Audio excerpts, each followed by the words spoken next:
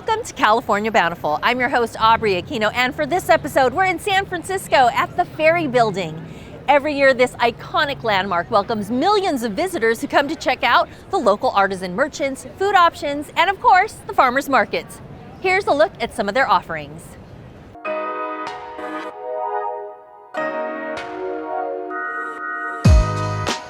At the foot of Market Street along San Francisco's Embarcadero waterfront sits the Ferry Building Marketplace. Once the primary portal for entry into the city, is now a destination for the Bay Area's dynamic food culture. On the inside, the Ferry Building Marketplace features many of the region's most dynamic artisan food purveyors, and outside, the Ferry Plaza Farmers Market. The market's just a great place to be, a great place to come and visit, bring your family, your friends, meet up, have lunch, get fresh produce. Having the market here at the Ferry Building is vital to a lot of the small businesses, the farmers, the restaurants, definitely our chefs, and then also just like the locals that come every week. Operated by nonprofit Foodwise, the farmers market is celebrated for the quality and diversity of its fresh farm products from California's cutting-edge sustainable growers, food makers, and chefs. Make sure that everyone knows that their local food's accessible to them and that farmers markets are accessible to everyone, to know where their food's coming from, to have that direct communication with their food through the farmers. And on certain occasions, some of San Francisco's best-known chefs and most notable farmers can be seen shopping and socializing. Normally they place their orders, so we make sure that we take care of them ahead of time. We enjoy coming to the market. They already know what kind of products we grow, and they're just waiting for them. We grow more 60 different varieties of vegetables year-round. We diversify a lot to take care of the soil and build a healthy soil. So our intention is not really mass-produced, but really be intentional how we're producing produce to making sure that they're getting the highest, healthiest vegetables. A lot of it's the diversity of colors and vegetables that they have options. Sometimes they only see bell pepper one color. We try to offer different options of colors. It kind of like, I look at it like the rainbow. You want to be able to eat the rainbow. So the more vibrant you are, the more happy you are, the more you share that joy. It's a place for the community to gather with food as the common thread. We have a lot of vendors that are serving hot food, delicious, delicious hot food. You can't go wrong. So there'd be like Roly Rody with the porchetta sandwich, or Moiracia with her lobster mac and cheese, or Mi Comidor with a pastor taco, or a tinga burrito, So you can't go wrong with the food choices here. There's always too many to choose from. Step inside into the Ferry Building Marketplace, and one will find it's packed with food vendors who offer treats from gourmet mushrooms and pastries to honey and burgers. Visitors can find the makings of a fine picnic or hotel room feast, but can also stay and enjoy a meal at one of the best in-class restaurants.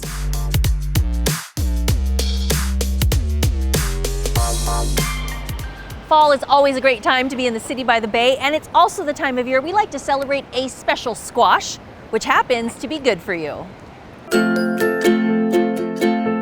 Hi, my name is Tawny. I am a registered dietitian, cookbook author, and owner of the popular food blog Kroll's Corner.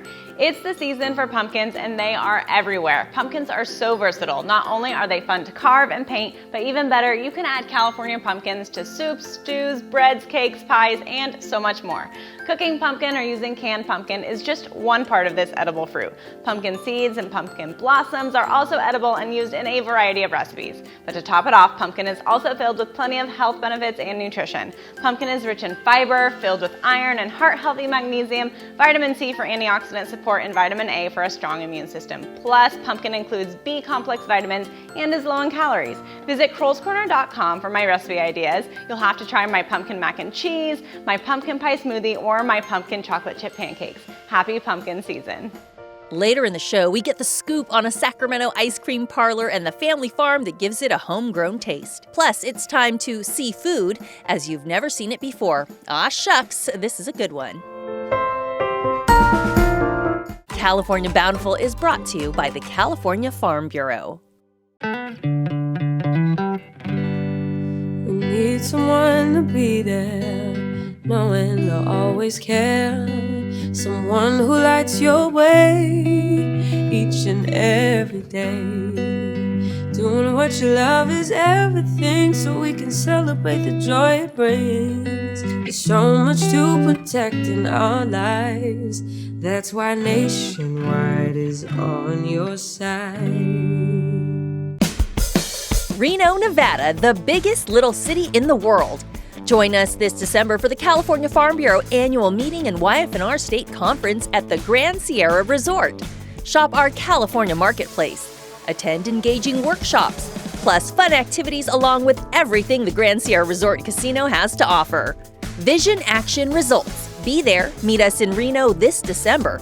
To register and get all the event details, visit cfbf.com today.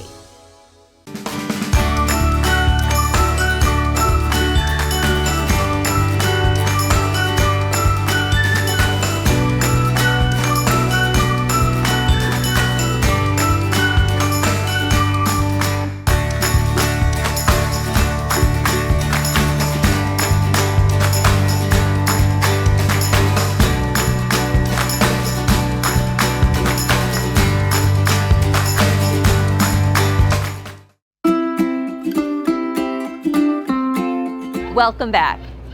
Not too far from here in Fisherman's Wharf is a San Francisco institution.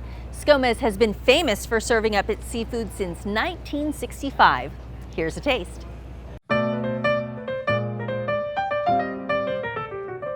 Hello, my name's Gordon Drysdale. I'm the Director of Culinary at Scoma's in San Francisco, Fisherman's Wharf. I'm going to be making two different preparations of oysters today. One, a simple mignonette. That's a French sauce based with vinegar.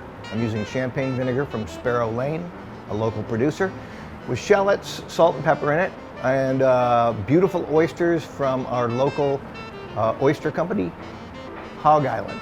We're going to be using shallots, simple shallots here, diced up very fine.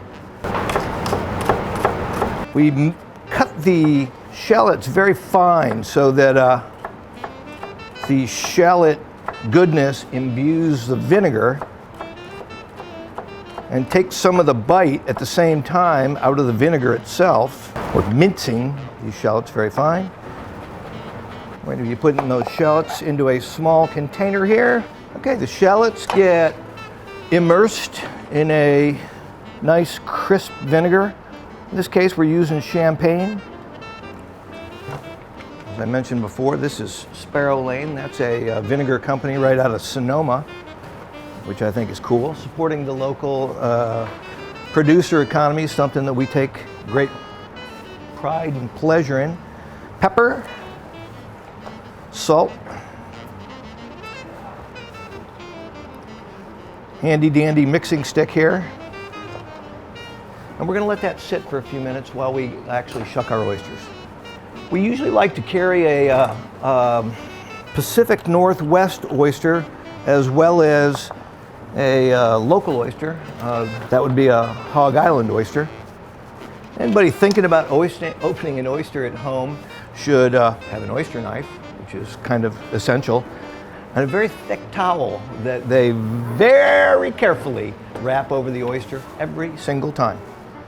All you have to do is impale yourself with this oyster knife just once, and you'll never forget it.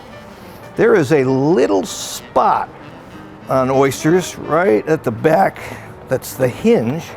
That's where they open themselves up to be able to do their filter feeding. That's what we're attacking right there, the little hinge. That's 6 oysters. We're gonna shake this out right here. Get rid of our shells right here. Now we're going to cut the adductor muscle underneath. And while we're there, we're going to look around to make sure there's no shell fragments in there.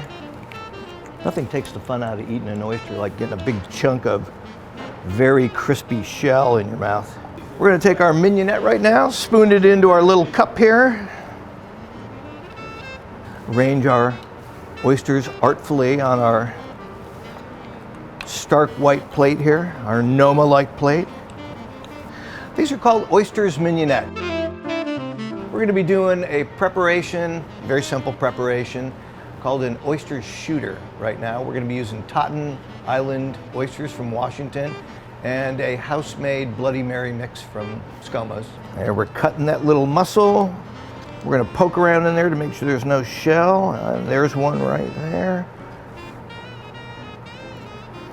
All right.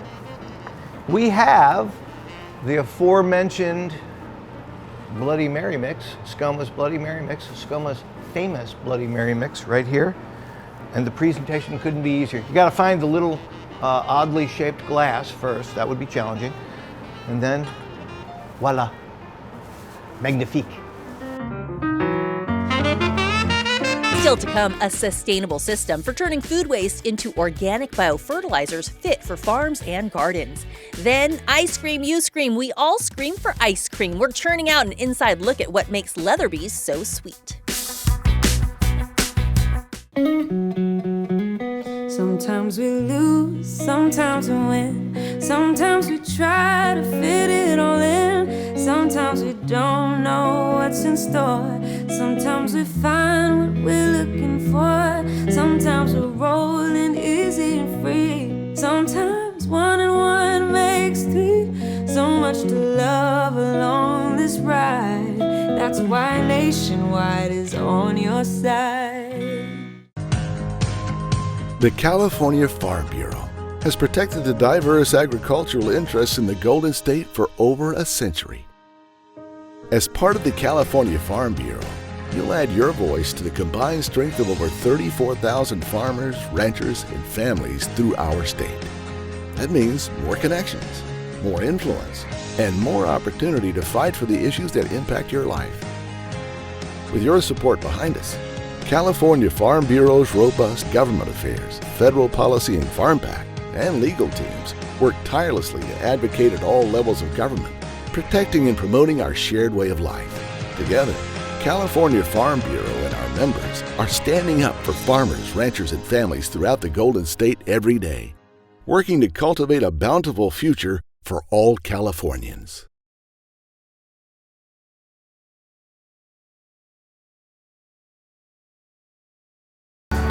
This segment brought to you by AgroThrive.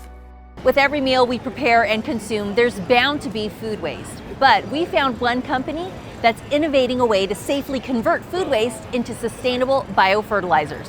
It's called AgroThrive.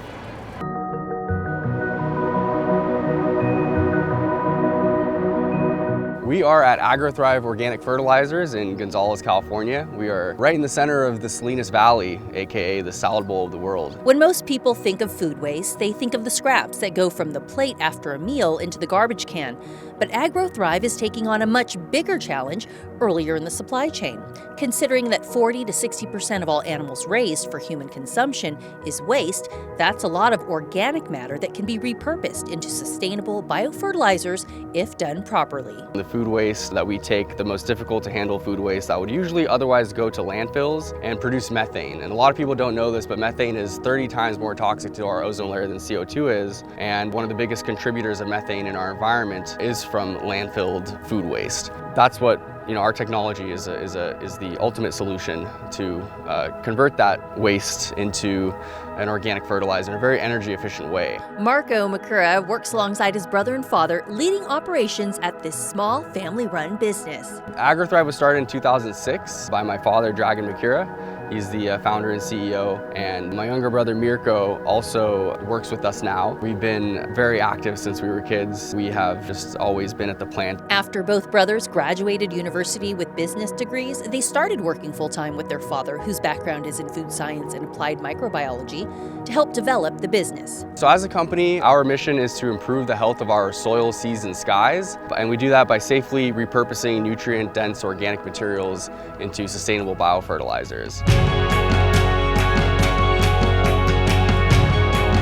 Fertilizers are any synthetic or natural substance that can be used to provide nutrients to the plant, whether that's applied foliar or in the soil. So that's just providing your plants with nutrients. That's what a fertilizer is. A biofertilizer will have the nutrients and beneficial microbes to promote growth, to improve the soil, and to help with disease resistance and help resist from other environmental stressors as well. Because ours is very microbially active and it does have nutrients as well, it's a biofertilizer. But what sets AgroThrive apart is their unique method of manufacturing the only organic biofertilizers with the progressive digestion process. As most organic fertilizers take a long time to break down in the soil, we've actually done that through our vessels. We've put our raw materials through a natural digestion that has broken down the nutrients to the point where plants can absorb them pretty quickly once it's applied to the soil. So here we have all the inedible meat trim and expired food waste from a big box retailer.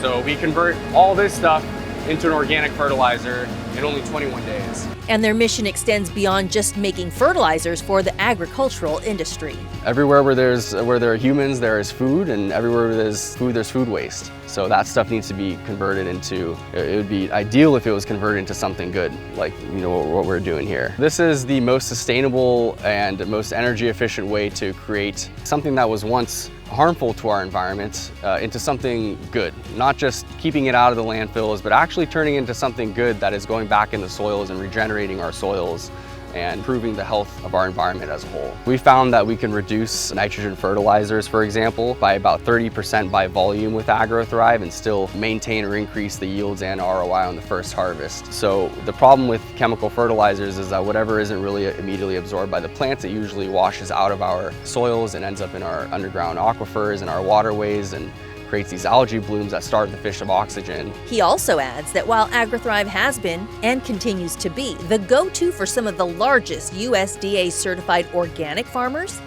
it's now available to home gardeners too. This is the first fast-acting organic fertilizer that's been on the market, and generally the main challenge with organic fertilizers is that they're not fast-acting, they're very slow release, and that's why a lot of people like to use chemicals because they see results right away. With the chemicals, you're just giving your plant a very specific set of nutrients. You're not really giving it a full spectrum of micronutrients, of beneficial microbes. So you kind of get the benefits of both an organic fertilizer and a speed of a chemical fertilizer with AgroThrive. Usually users see results within a week. This is really the future of agriculture. And organic is only about less than 1% of all arable land in the US. We're doing everything we can to flip that number, to make organic the norm, to make regenerative the norm, because farmers aren't really seeing the same yields as they used to decades ago. And it's because the organic matter has just been so depleted from soil that we're doing everything we can to replenish that and to also keep food waste out of the landfills as well. So we really bridge the gap between the huge mountains of food waste that would otherwise harm our environment and our nations and our world's depleted soils that are in dire need of this organic matter. Our process, the progressive digestion process, is really what bridges the gap between those two. Hello, my bountiful Californians. I'm Charmaine, head farmette at Turbo Farms. Autumn is here, and it's time to prepare your garden for the upcoming winter months. But don't worry, I'm here to guide you from our family-run micro-cut flower farm here in Los Altos. Let's get started with some simple tips. First, begin by removing any diseased leaves and any dead or faded flowers. This helps improve airflow and prevents disease and pests from spreading throughout your garden. Once your garden is clean, it's time to give your soil some attention. Enrich it with organic matter like compost or well-rotted manure. We like to use a combination of organic matter such as compost from our local horse farm, broad fertilizers such as BioLive, and worm castings. This nourishes the soil, improves its structure, and promotes healthy plant growth. Next, protect your delicate plants from frost. Mulching is the way to go. Add a layer of mulch around your flowers to insulate the soil and protect their roots from harsh temperatures. We often use materials such as wood chippings from our local tree companies or even leaf debris from our own curly willow. As the weather gets cooler, plants generally require less water. So to conserve during winter months, remember to water your plants deeply, but less frequently to promote deep root growth and save water. Keep our fingers and toes crossed for rain. Check the weather forecast weekly and turn off your irrigation systems with incoming rain. Lastly, as plants go dormant during late fall, consider pruning your plants to maintain their shape and health. Remove any dead or damaged branches, allowing your flowers to focus their energy on new growth in the spring. After pruning, you can add a layer of protection to your trees and plants with a light spray of dormant oil or neem oil. And per your local fire district, be sure to also check for any dry overgrowth that should be cut back to keep your home and neighborhood safe. And voila! With these easy steps, your flower garden will be well prepared for the autumn and winter months ahead. Remember, taking care of your garden now will ensure a vibrant and flourishing display come springtime. Like we say at the farm, flowers are best! To learn more about our workshop and seasonal flower offerings, visit our website and follow us at Turbo Farms. Happy gardening! After the break, a fix for your sweet tooth, complete with farm fresh toppings. You're watching California Bountiful.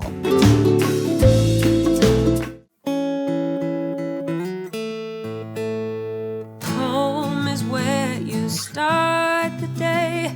Out the door, you're on your way. All the places you wanna go. Maybe you should take it slow. There's so much to care for in your life. That's why Nationwide is on your side.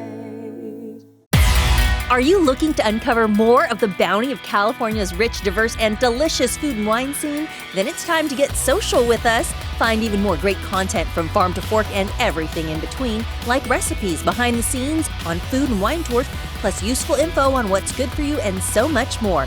Join an engaging community of like-minded foodies and tell us what great story ideas you have for us, too. So what are you waiting for? Get in on the conversation now. Find, follow, and talk to us on social at CaBountiful. You love your pet and would do pretty much anything for them. But sometimes pet healthcare costs can make your wallet growl. That's why we created My Pet Protection, pet insurance designed exclusively for employees like you. Get reimbursed for eligible veterinary expenses. Enjoy extra perks like Vet Helpline, Pet RX Express, and more. Use any vet anywhere. Signing up is easy. Just tell us about your pet and choose your level of reimbursement. My Pet Protection is available only through your employer. Get a no-obligation quote today. Most of us would melt at the mention of ice cream, much less a delicious homegrown sundae. And this family-run creamery has a delicious homegrown story behind the nuts and toppings they serve with every scoop.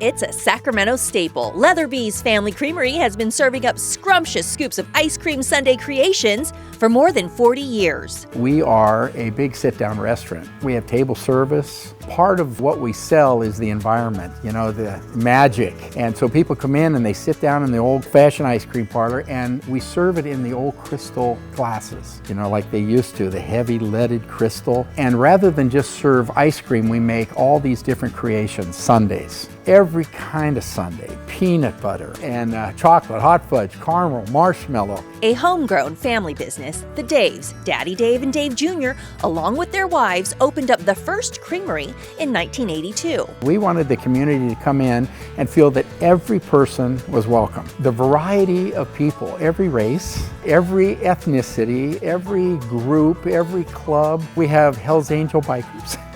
And we have truck drivers, and we have doctors, and we have business people, and we wanted every person to feel welcome. And so when we hire our employees, we tell our employees that you are not here to serve ice cream. You are here to offer an experience, right? To bring joy, happiness to people. And that's what we're trying to sell first. Now 5 family-owned and operated Leatherby's strong throughout the Sacramento region. But did you know they also have a farm to help top it off? To do something fun, we bought a farm. And we thought, we'll raise the nuts and we'll have a good time and we'll learn how to do this. And so we attended some classes at UC Davis to learn how to be farmers. And we bought a walnut farm, and it was kind of a rundown little farm that we fixed up. And it was 60 acres of walnut trees, almost 100% walnut trees. And we began using the walnuts in our ice cream. So we have almonds, we have fruit, peaches, pears, apricots, everything like that, and we use those often in the ice cream. We even now have grapevines, a tiny little vineyard, and we grow those. We don't use those in the ice cream yet. We just eat those. So we've developed a farm that supports our ice cream parlor and is also a fun activity for our big family. And what began as a 60-acre adventure is now a 120-acre family farm. Instead of mowing the grass, we're bringing in sheep, and the sheep mow the grass for us in a kind of a natural way. It's nice. We got goats now, and we're raising goats, and we're thinking about maybe some goat's milk ice cream. My dad loved driving the tractor, and so he would come out here, and rather than hire a farmhand to help us, my dad would drive the tractor every day. He would mow and disc and those kinds of things, and we started having people in the neighborhood out here in this farming community say, who's your farmhand? He's the happiest farmhand we've ever seen. He always waves to everybody, he's smiling. And my dad he loved people, and he loved coming out here. So we were just at the farm, and now we're in Folsom at the newest Leatherby's family creamery to see how they put their fruits of labor to practice. Let's check it out. Not only do they grow the nuts used in the ice cream and sundaes, the sauces and ice cream are also made in-house from scratch. We make our own unique flavors to cater to the community in many ways. And then the seasonal flavors is fun. In the fall, we serve pumpkin ice cream. You know, at Christmas time, we have berries and candy cane ice cream and, you know, those kinds of things, mint. We're a 14% butterfat because we're a sundae house. When you pair that 14% butterfat with our sauces that we make in-house, our chocolate, our caramel, our pineapple, raspberry, all those, it makes a perfect combination. Known for their enormous sundaes, family is always at the center of this operation. The fun thing was we started naming them after family, but the family kept growing, and so we had to add new creations, and now we have a waiting list in the family. Everybody wants their name on a sundae. My mother, she likes Swiss milk chocolate, and it's a chocolate chip ice cream made with malt. You know, they used to make old-fashioned malts in the old days. She loves that flavor. It's like Swiss milk chocolate. I like toasted almond. I like nuts in the ice cream and the strong almond flavor, and we grow them. And yeah, so each family member has kind of their own flavors. You know, the kids like birthday cake ice cream, and you know, we make all kinds of things like that. From Deacon Dave's Brownie Bliss to Daddy Dave's Banana Special or Cassidy's Cookie Monster Crunch, there's like these little bits that are really good. Their real specialty is scooping out smiles. It's been a tremendous joy to work with family, to work with people, to be involved in the community. We have a philosophy. We try never to say no to anyone. So every organization, charity, club, school group who comes in and asks, we find a way to say, yes, we will do it. Yes, we can help you this way. And we feel that we're, you know, part of the community in that way.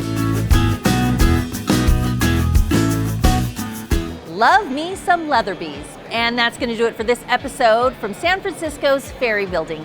I'm Aubrey Aquino. Thanks for watching, and we hope you join us again next week for some more Bountiful stories. Until then, you can find us online at californiabountiful.com. Take care.